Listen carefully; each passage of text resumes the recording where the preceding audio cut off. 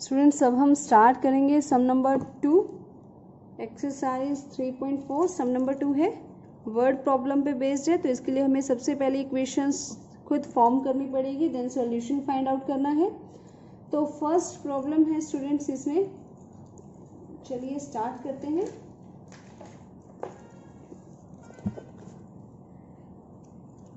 If we add 1 to the numerator and subtract 1 from the denominator, यानी अगर हम numerator में 1 ऐड करते हैं और डिनोमिनेटर से 1 सब्ट्रैक्ट करते हैं तो फ्रैक्शन रिड्यूस टू 1, यानी फ्रैक्शन क्या हो जाती है 1, और फ्रैक्शन 1/2 बन जाती है अगर सिर्फ हम डिनोमिनेटर में 1 ऐड करते हैं। तो फ्रैक्शन क्या है, तो चलिए स्टार्ट करते हैं स्टूडेंट क्वेश्चन। यहाँ पे तो हम यहाँ पर न्यूमरेटर को मान लेते हैं x,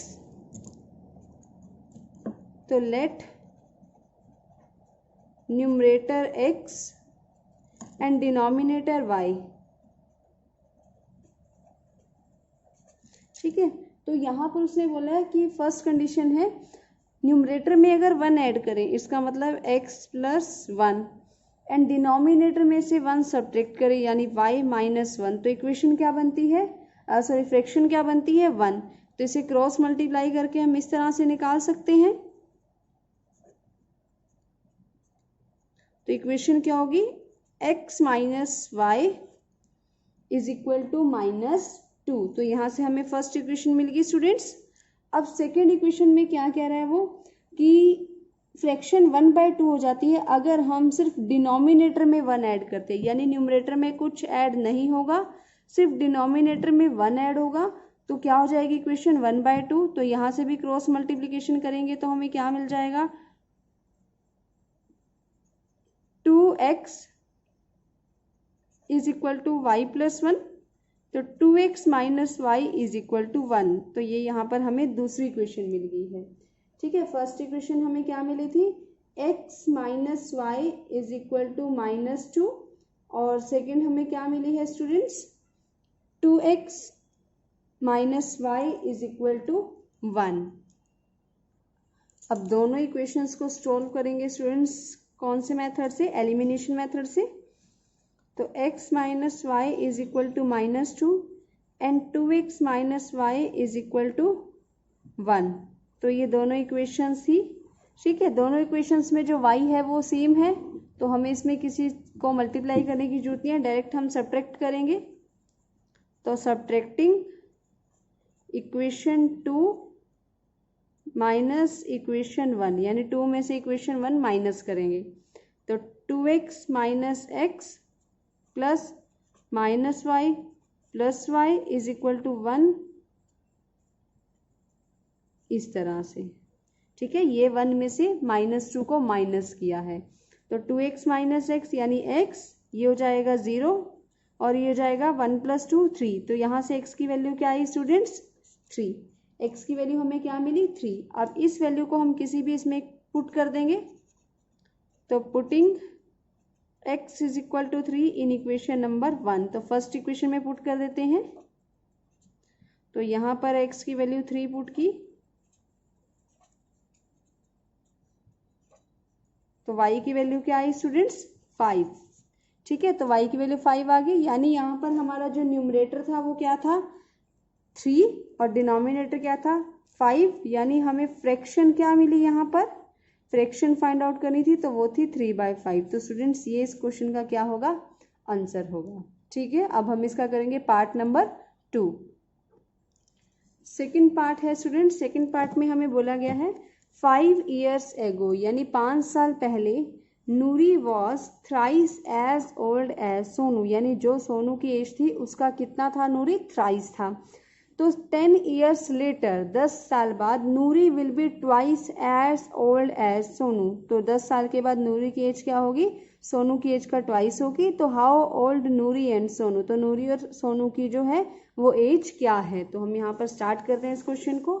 तो let Noori age and let Sonu age, तो हम लिखते हैं लेट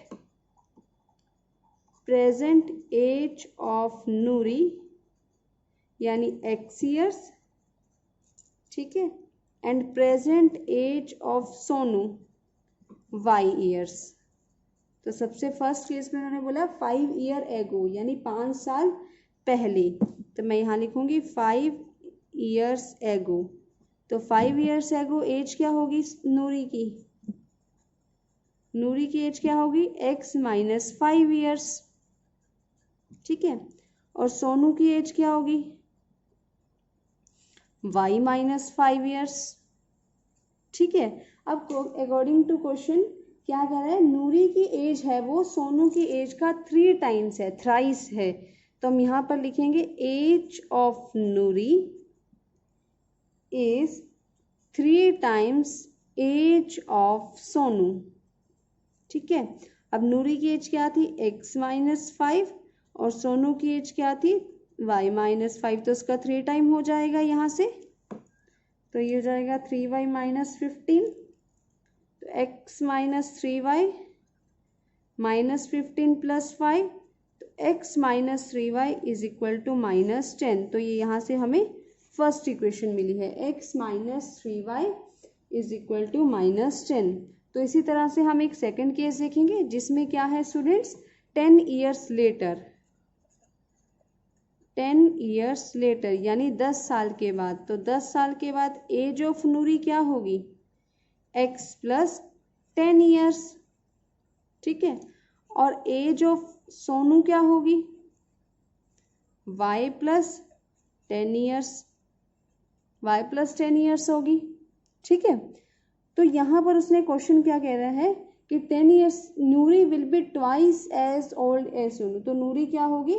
सोनू की एज का ट्वाइस होगी। तो हम यहाँ पर ऐसे लिख सकते हैं age of Noori twice the age of Sonu, ठीक है। अब नूरी की एज क्या थी? x प्लस 10 और सोनू की एज क्या थी? y plus 10। तो यहाँ से इसे सॉल्व कर लेंगे स्टूडेंट्स, इस तरह होगा। तो सेकेंड इक्वेशन क्या मिलेगी? x minus y is equal to 10। तो यहाँ से हमें ये सेकेंड इक्वेशन मिल गई। आप दोनों इक्वेशंस को क्या करेंगे स्टूडेंट्स? सॉल्व करेंगे। तो चलिए सॉल्व करते हैं इसे।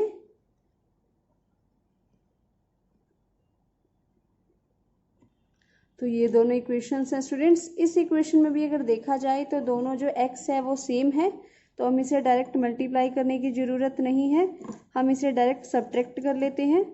तो मैं यहाँ पर लिख रही हूँ सब्ट्रैक्टिंग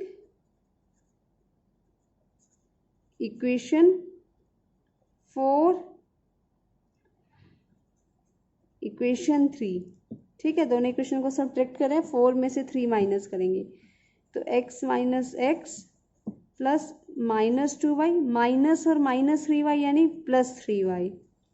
तो 10 माइनस माइनस 10 यानी प्लस 10, ठीक है। सब्ट्रैक्ट करेंगे तो इस तरह से लिखा जाएगा।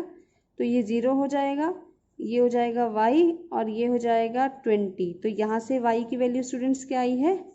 20। अगर y 20 है तो हम इसे किसी भी इक्वेशन में पुट कर सकते हैं, ठीक है। तो यहाँ से हम इस इक्वेशन में पुट कर रहे हैं इसे। तो पुटिंग वैल्यू ऑफ y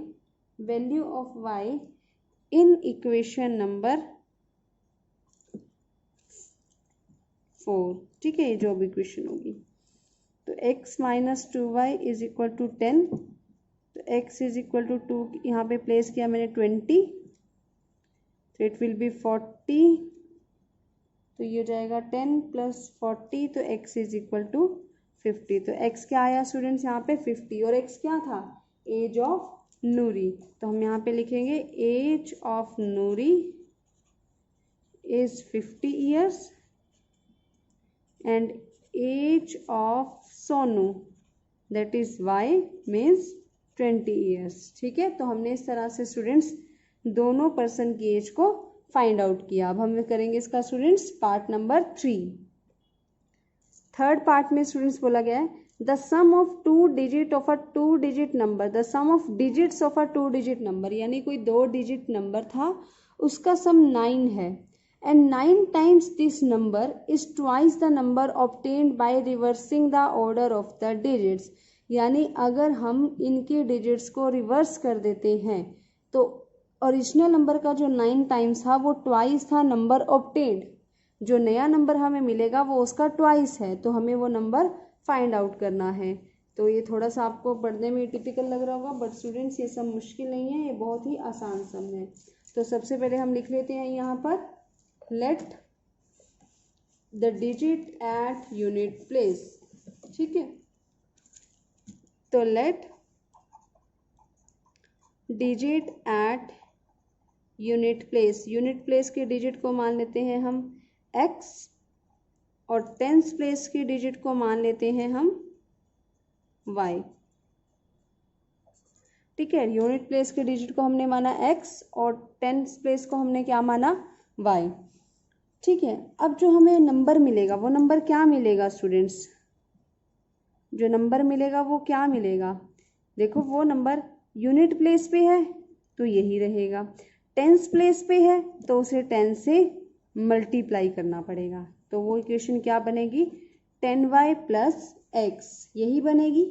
ठीक है, और अगर इसके डिजिट्स को रिवर्स किया जाए तो बाय रिवर्सिंग डिजिट्स, अगर डिजिट्स को रिवर्स कर दिया जाए तो यानी ये क्या होगी टेंस प्लेस पे, तो x को रख दिया टेंस प्लेस पे और y को रखा वंस प्लेस पे, तो क्या हो जाएगी 10x प्लस वाई, तो 10x प्लस वाई होगी। अब अकॉर्डिंग टू क्वेश्चन क्या है कि 9 टाइम्स द नंबर, यानी 9 टाइम्स जो नंबर है वो किसके इक्वल है, ट्वाइस, किसके ट्वाइस के, number obtained by reversing digits, यानी डिजिट्स को रिवर्स करके जो नंबर ऑब्टेन्ड हुआ है। अब ओरिजिनल नंबर यहाँ पे क्या था 10y प्लस एक्स, उसका 9 टाइम्स, और रिवर्स करके क्या मिला था 10x प्लस वाई, वो नंबर। तो यहाँ से हम इसे क्या करेंगे स्टूडेंट्स, सॉल्व करते हैं। ठीक है, तो यहाँ हो जाएगा 90y plus 9x 20x plus 2y, तो 90y minus 2y 20x minus 9x, तो ये हो जाएगा 88y is equal to 11x, तो यहाँ से क्या हो जाएगा 88y बाय में 11 इज इक्वल टू x, तो यहाँ से कट हो जाएगा, तो x की वैल्यू यहाँ पे क्या आई 8y। ठीक है, तो यहाँ से क्या आई x is equal to 8y, यानी यहाँ हमें फर्स्ट इक्वेशन क्या मिली है students, x minus 8y is equal to 0, ये हमें फर्स्ट इक्वेशन मिली है। और सेकंड इक्वेशन क्या है स्टूडेंट्स, इन दोनों जो डिजिट थी उनका सम क्या है 9, तो ये सेकंड इक्वेशन है। अब इसमें भी ऑलरेडी क्या है x सेम है, तो हम इसे डायरेक्ट सब्ट्रैक्ट कर लेते हैं, तो सब्ट्रैक्टिंग बोथ इक्वेशंस, दोनों इक्वेशंस को हम क्या करेंगे सब्ट्रैक्ट करेंगे, तो x minus x plus y minus minus 8y यानी प्लस 8y, और ये हो जाएगा 9 माइनस 0, तो 0 plus 9y is equal to 9, तो y की वैल्यू स्टूडेंट्स यहाँ से क्या आएगी 1, y की वैल्यू 1 आ गई। तो यहाँ से आप क्या कर सकते हो, putting y is equal to 1 in equation number 1, इसे फर्स्ट इक्वेशन में पुट करते हैं, तो x माइनस 8 y की प्लेस पे 1 पुट किया मैंने, तो x की वैल्यू क्या हो जाएगी 8। ठीक है, तो यहाँ से स्टूडेंट्स हमें वो डिजिट क्या मिली है 8 और 1। अब हमें रिक्वायर्ड नंबर चाहिए, वो नंबर क्या है, तो यहाँ पे देख लेते हैं, तो हम यहाँ पे लिखेंगे रिक्वायर्ड नंबर, वो क्या होगा 10y प्लस एक्स। अब y की वैल्यू यहाँ पे क्या थी 1 और x की क्या थी 8, यानी 10 प्लस 8 यानी वो नंबर क्या था स्टूडेंट्स 18। तो यहाँ से हमने इसका आंसर फाइंड आउट किया। अब हम करेंगे स्टूडेंट्स का पार्ट नंबर 4। पार्ट नंबर 4 है students, Meena went to a bank to withdraw 2000 rupees. Meena जो है वो बैंक में जाती है 2000 रुपये विड्रॉ यानी कैश निकलवाने के लिए। She asked the cashier to give her 50 and 100 rupee note only. तो वो उससे कहती है कैशियर को कि मुझे सिर्फ 50 रुपये के और 100 रुपये के नोट ही देना। तो मीना को जो टोटल 25 नोट्स मिले हैं, तो कितने नोट्स उसके पास 50 के थे और कितने नोट्स उसके पास 100 के थे। तो चलिए इस क्वेश्चन को स्टार्ट करते हैं। तो यहाँ पर हम सबसे पहले क्या करेंगे स्टूडेंट्स, 50 के नोट को x मान लेते हैं और 100 रुपये नोट को y मान लेते हैं। तो let number of 50 rupee note x and number of 100 rupees note y। तो उसके पास को टोटल कितने नोट्स मिले थे? 25। तो यहाँ से x plus y is equal to 25 क्या हो जाएगी? First equation. ठीक है।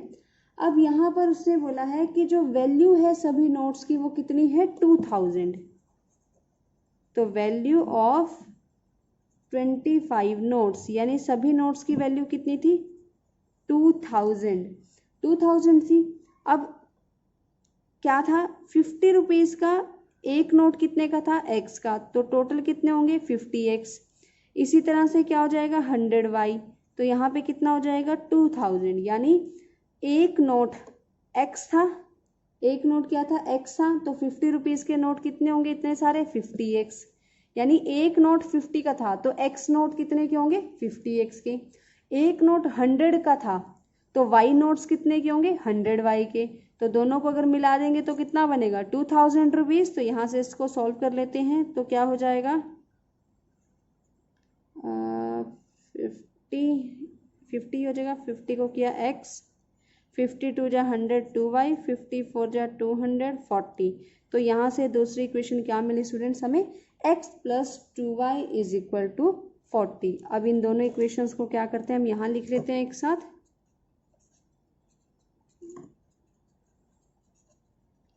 तो ये इक्वेशन नंबर 1 थी, ये इक्वेशन नंबर 2 है। दोनों इक्वेशंस में एक सेम है तो डायरेक्ट सब्ट्रैक्ट कर देते हैं। तो सब्ट्रैक्टिंग बोथ इक्वेशंस, दोनों इक्वेशंस को हमने क्या किया? सब्ट्रैक्ट किया। तो x minus x, 2y minus y, 40 minus 25। तो ये 0 हो जाएगा, ये y हो जाएगा और ये हो जाएगा 15। तो यहाँ से y की वैल्यू क्या आई स्टूडेंट्स? 15। अब इसे हम क्या करते हैं? इस इक्वेशन नंबर 2 में पुट कर देते हैं या इक्वेशन नंबर 1 में पुट कर देते हैं। चलो, putting y is equal to 15 in equation number 1। तो x plus y is equal to 25। तो x plus 15 is equal to 25, then x is equal to 10। तो यहाँ से हमें पता चला स्टूडेंट्स कि जो 50 रुपीज़ के नोट थे वो कितने थे? 10 थे। और 100 रुपीज़ नोट कितने थे? 15। तो हम यहाँ लिखेंगे नंबर ऑफ 50 रुपीज़ नोट वो कितने थे? 10। And number of 100 rupees notes वो कितने थे स्टूडेंट्स? 15। तो ये था हमारा क्वेश्चन का आंसर। अब हम करेंगे इसका लास्ट पार्ट स्टूडेंट्स। तो स्टूडेंट लास्ट पार्ट है सम का। A lending library has a fixed charges for the first 3 days and additional charges for each day thereafter। यानी एक लाइब्रेरी है तो वो अगर बुक्स देती है तो पहले 3 डेज के तो फिक्स्ड चार्जेस हैं और उसके बाद एडिशनल चार्जेस है अगर आप उसके बाद जितने भी दिन के लिए बुक लेते हो। तो Sarita paid 27 for a book kept for 7 days. यानी उसने क्या किया? 27 रुपीज़ पे किए हैं और उसने बुक्स कितने टाइम के लिए रखी थी? 7 डेज के लिए। जबकि शशि थी उसने पेड किए थे 21 rupees for the book she kept for 5 days. तो जब उसने 5 डेज के लिए रखा था तो उसने 21 डेज पे किए थे। तो हमें फिक्स चार्जेस और charges for each extra day बताना है। तो चलिए इसे स्टार्ट करते हैं। तो हम यहाँ पर मान लेते हैं स्टूडेंट्स कि जो फिक्स चार्जेस हैं वो x हैं। Let fixed charges x and extra charges per day वो क्या है? y है। ठीक है। तो अकॉर्डिंग टू क्वेश्चन 7 डेज के चार्जेस कितने थे? 27। तो according to question charges for 7 days. अब स्टूडेंट्स उसने बोला 3 डेज के तो फिक्स हैं यानी वो x तो लेना ही लेना है। अब 7 डेज बुक्स रखे हैं तो 3 डेज अगर माइनस करेंगे तो बचे कितने? 4 डेज। तो 4 डेज का एक्स्ट्रा देना है तो यहाँ पे हो जाएगा 4y और टोटल कितने दिए? 27। ठीक है। तो चार्जेस थे जो 7 डेज के वो 27 रुपीज़ थे। अब 7 डेज में से 3 डेज तो फिक्स थे, तो बचे कितने एक्स्ट्रा डेज, 4 डेज, इसलिए हमने y के साथ क्या लिया 4। ठीक है, तो यहाँ से आपको मिल गई फर्स्ट इक्वेशन। और अगर सेकंड इक्वेशन की बात करें तो 5 डेज का चार्जेस था, तो चार्जेस फॉर 5 डेज, तो 5 डेज के चार्जेस कितने थे 21। अब 3 डेज का तो फिक्स था, तो 5 डेज में से 3 डेज माइनस करोगे कितने बचे 2 डेज यानी 2y, और वो कितना था 21। तो दोनों इक्वेशंस को हम क्या करेंगे स्टूडेंट, सोल्व करते हैं। तो x plus 4y is equal to 27, x plus 2y is equal to 27, दोनों जो x है वो सेम है, तो हम दोनों इक्वेशंस को डायरेक्ट सब्ट्रैक्ट करेंगे।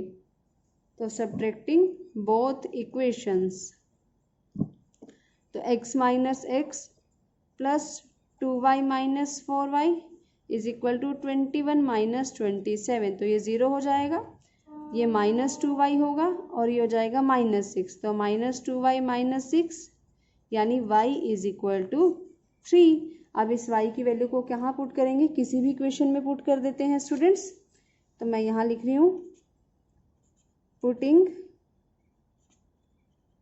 Value of y in equation number 2, तो x plus 2y is equal to 21, तो y के प्लेस पे मैंने 3 पुट किया,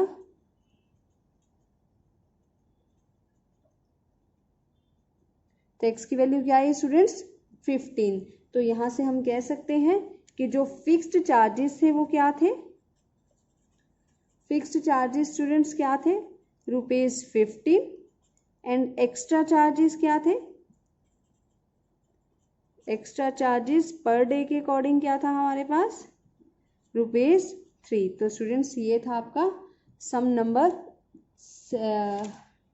2, और जिसका लास्ट पार्ट अभी हमने किया। तो इसी के साथ स्टूडेंट हमारी एक्सरसाइज 3.4 अच्छे से कंप्लीट हो गई है। आई होप आप लोगों को अच्छे से समझ आई होगी।